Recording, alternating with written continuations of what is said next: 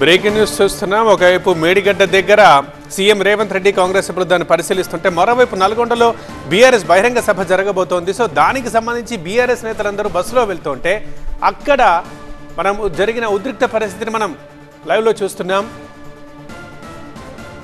నల్గొండ వీటీ కాలనీలో జరిగింది. ఇది బీఆర్ఎస్ ఎమ్మెల్యేల బస్సుపై దాడి జరిగింది. ఆ బస్సుపైకి కోడిగుడ్లు విసిరారు. ఎన్ఎస్యుఐ కార్యకర్తలు కోడిగుడ్లు విసిరి నిరసన వ్యక్తం చేశారు. నల్ల చొక్కాలను ధరించుకొచ్చి గో బ్యాక్ అంటూ నినాదాలు చేశారు. ప్రధానంగా కేసీఆర్ పైన విమర్శలు. సో నిరసనకారుల్ని చెల్లాచెదురు చేసేందుకు పోలీసులు ప్రయత్నించారు. అయితే ఆ పోలీసుల్ని తప్పించుకొని మరీ బస్సుపైకి ఎగబడ్డారు కార్యకర్తలు. మనం విజువల్స్ చూస్తున్నాం. బస్సుపైకి కోడిగుడ్లు విసిరి ఎన్ఎస్యుఐ కార్యకర్తలు నిరసన వ్యక్తం చేస్తున్నారు. KCR go back, BRS go back అంటూ నినాదాలు చేశారు. నల్గొండ వీటీ కాలనీలో జరిగింది ఇది. నల్గొండలో జరిగే బహిరంగ సభకు బీఆర్ఎస్ ఎమ్మెల్యేలు వస్తున్నారు. అదే బస్సు.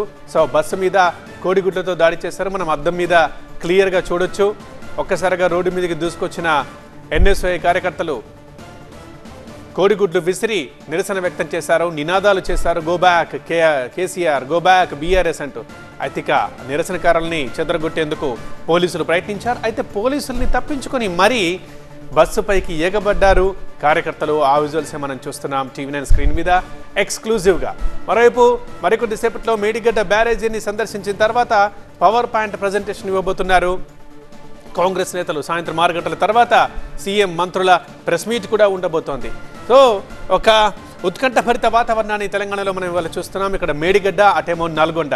అటుక సభ స్టార్ట్ కాకముందే ఇక్కడ ఎన్ఎస్ఐ కార్యకర్తలు బీఆర్ఎస్ ఎమ్మెల్యేల బస్సుని అడ్డుకునే ప్రయత్నం చేశారు.